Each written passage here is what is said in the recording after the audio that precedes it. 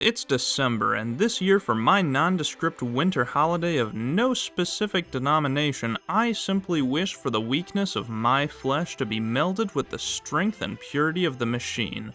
Praise the Omnissiah.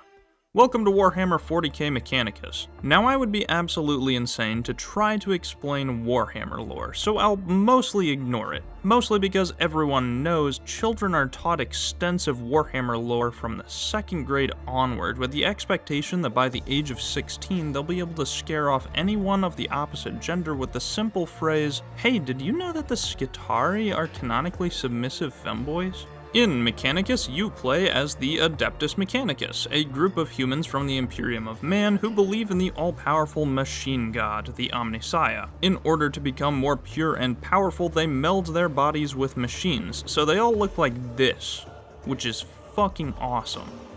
You're on a space mission to the previously discovered planet of Silva Tenebris, which turns out to be a tomb world for a race called the Necrons.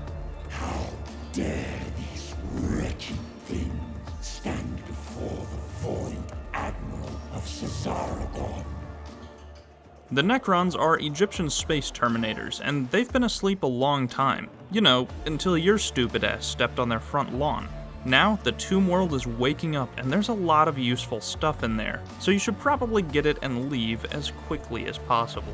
When starting the game, you have tech priests. These are your permanent characters. Each tech priest has access to the same skill tree, separated into 6 parts. Each path begins at the top, and each level you can move down that same tree or begin at another. Each path has its perks, some to ranged weapons, some to melee, some to movement, some to tankiness, and a whole variety of other stats to boot. Since any tech priest can branch out as much as they want or remain perfectly focused, you need to decide what's best for your cohort, as it's usually good to have a variety of skills available. Each level costs an increasing amount of Blackstone, a resource found within the Necron tombs, but don't spend it all because it also costs Blackstone to deploy troops on each mission. At the beginning of the game, you only have access to one type of troop, the Servitors. These units are locked to melee attacks and are a lot weaker, slower, and frailer than your tech priests, but are still incredibly useful, mainly because they can get shot instead of your tech priests. Since tech priests are so powerful, they're really hard to kill, but when they do go down, it severely weakens your army. So any attack that doesn't hit them is good news for you. It's less good for the poor Skitarii that just melted into a pile of fleshy goo, but hey, they're the Omnissiah's problem now. Most troops cost Blackstone to bring along on missions, but they're pretty cheap and definitely worth it. As you play, you'll unlock and level up new troops, from servitors that taunt to Skitarii femboys with sniper rifles. Depending on how you build your tech priests, different troops may be more useful in different scenarios, so it's always important to think about what you're bringing along. And speaking of different scenarios, let's talk about deployment. Before each mission, you'll need to select who you're working for. There are 5 different characters that you can select, and each one has a different style of mission. Scaevola believes gaining knowledge is worth any risk, and primarily rewards you with weapons. Videx, who believes everything alien is heresy, is clearly at odds with Scaevola, and also rewards you primarily with weapons.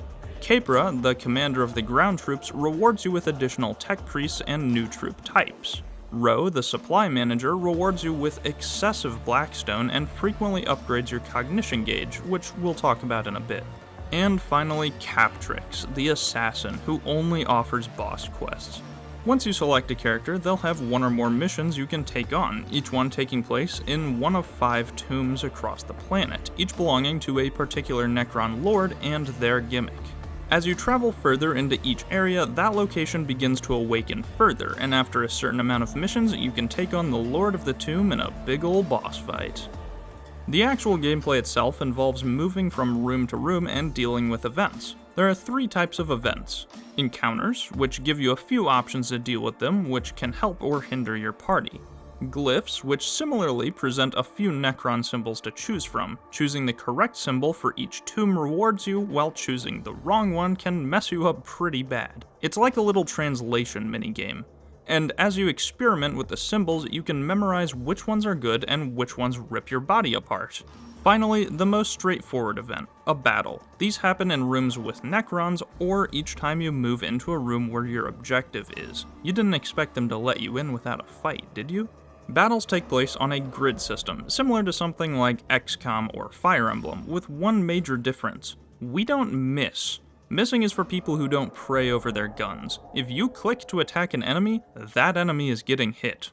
However, this works both ways. Enemies never miss either unless you utilize some rather extreme items on your tech priests, and almost all of these only apply to one target for one round. There are a lot of weapons in this game, all with different ranges and abilities, as well as different types of damage. There are 3 different types of damage: physical, energy, and direct. Your tech priests and a lot of enemies you'll encounter can have armor, either physical energy or a mixture of the two. If hit with the matching type of damage, it'll be reduced by an equal amount to that armor, meaning that you need to have a variety of different attacks in your squad in order to deal with enemies throughout a level. Direct damage ignores armor altogether, meaning it can hit anyone but usually does a small amount of damage and only has one target.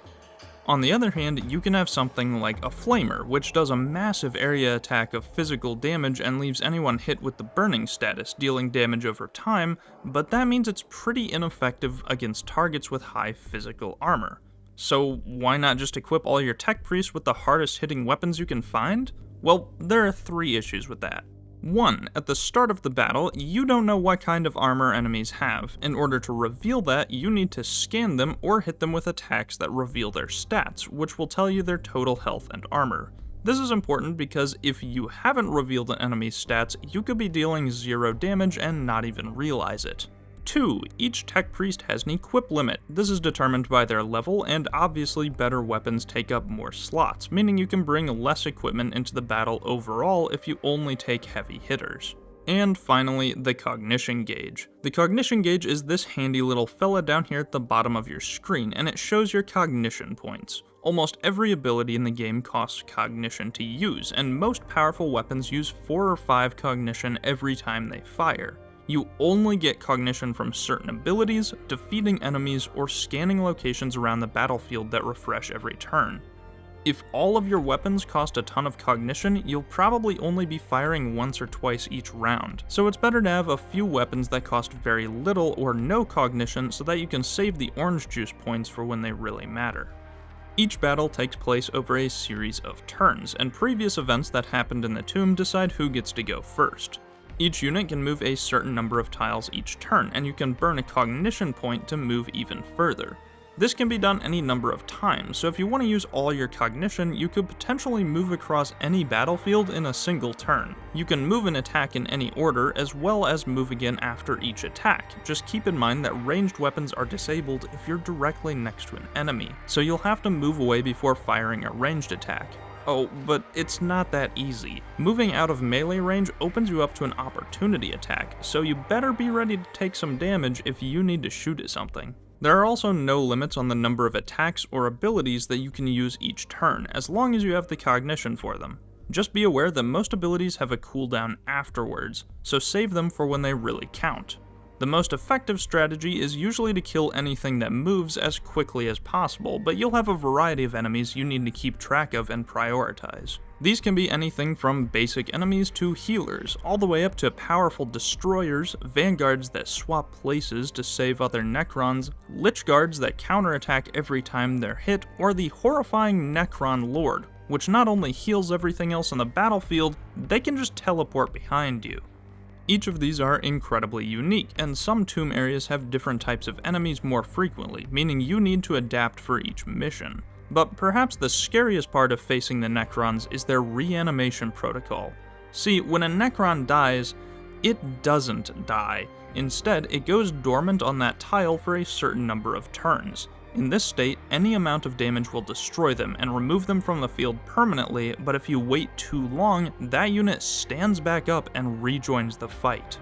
This usually isn't a problem, as using low damage spread attacks can easily wipe out a ton of dormant Necrons, but sometimes it can be a real issue, creating scenarios where you may need to allow some Necrons to rejoin the fight to save your unit from more pressing issues. And sometimes these stupid fuckers swap places with them, saving them from the damage and allowing the Necron to reanimate from a safe distance. This just adds another layer of strategy to the fight, making you really think about where to use your damage, and I really like it. But there's one more layer we haven't discussed yet, the Tomb Awakening. This number in the top left represents how much of a disturbance you're making in the tomb, and increases as you move around, activate events, and fight. Each time this number goes up, it adds modifiers to battles. Level 1 is just a warning, but further levels increase the number of Necrons in each fight and the rate at which they reanimate, so getting in and out quickly is really important. These terminals all over the map allow you to scan them for a ton of Blackstone, or they can be destroyed to lower the Necron awakening, once again forcing a balancing act where you need to decide if the resources are worth it, and believe me, sometimes they're not. At the end of each mission, the awakening level you're currently at will be added to the overall awakening of the planet. As this progresses, new missions will unlock, but you can't let it get too high. If the awakening reaches 100%, you lose, so make sure to reduce the awakening on each mission as much as possible. After a few missions in a tomb, the boss of the area will awaken, and you'll have the opportunity to take on the fight from Captrix. Each boss has their own gimmick, with most of them sending waves of enemies after you before you reach them. If you kill the lords, the battle will instantly end, so you don't actually need to kill all these extras, just make sure they don't beat you to death in the meantime. Eventually, after enough missions have been completed and the awakening is far enough, you'll have the opportunity to take on the final mission. With a difficulty of Praise the Omnissiah, you'll be taking on the ruler of the entire tomb world, Saragon. Now, there are two ways that this fight can play out. If you haven't killed the bosses of each tomb, they'll be there in the Saragon fight. Before he comes to fight you himself, you'll need to deal with all 5 of the other lords at the same time, creating a hectic and absurdly difficult battle. I did not know this during my first playthrough. I thought you got some special ending or something if you killed the boss of each area before the final fight. This is not the case. Instead, if all 5 other lords are dead, you just fight Saragon. He doesn't summon units, and he only has 100 health with no armor. I killed him in 2 rounds. He's actually so easy. This was really underwhelming, and I honestly suggest leaving some of the Necron lords alive for the final fight because I think it's a lot more interesting that way. After Saragon is dead, you win. That's it. A cutscene plays depending on what ending you got, and that's the whole game. Honestly, it's really cool, and although I think it drags a bit at the midpoint as well as having a less than impressive final boss, I really enjoyed the game overall. It's not super long, but it's a ton of fun and has some decent replayability with challenge runs like never generating cognition points or never fully leveling up your priests. But there's still one more section we need to go over: the sound. This game has some of the best sound design I've ever heard. The music is absolutely incredible, perfectly capturing that high gothic feeling of the Warhammer universe while still sounding futuristic and alien. Each area and boss have their own theme, and every single one is fantastic. I would label the soundtrack high gothic beats to relax and kill xenos to. Not only is the soundtrack incredible, so are the sound effects. Every blast from a Gauss rifle or electricity arc from an energy weapon sounds incredible. Necrons sound like machines powering down when they go dormant, and critical hits cause an audible thud that flings enemies across the battlefield. And holy fuck, the voice lines are cool. The tech priests all talk in this garbled electronic speech, but all have their own unique sounds and methods of speaking, which sounds awesome in conversation. Interestingly, the Necrons speak in English, which is super cool and almost makes them seem more human than the humans themselves.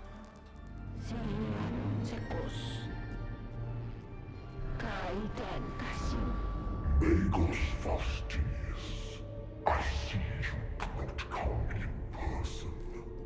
No matter. When your pawns are dead, I shall deal with you next. Nothing is beyond my reach. Certainly not you.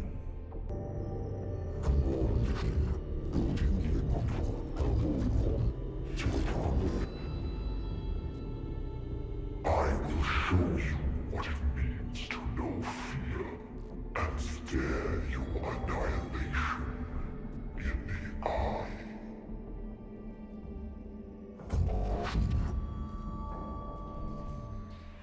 I think this was a great choice, and all of the lords sound super badass. Their taunts are incredible, and it's a blast to hear their monologue as you enter each tomb. I adore listening to this game. All in all, Mechanicus is a super fun strategy game with great music, story, and characters. Even though it drags in the middle for a little while and the final boss could certainly be better, there are a ton of ways to play and experience this game. It's $30 on Steam, which is kind of hefty, but luckily it goes on sale frequently, so pick it up during a holiday if you have the cash. Now, if you'll excuse me, I need to go check something. I'll see you soon.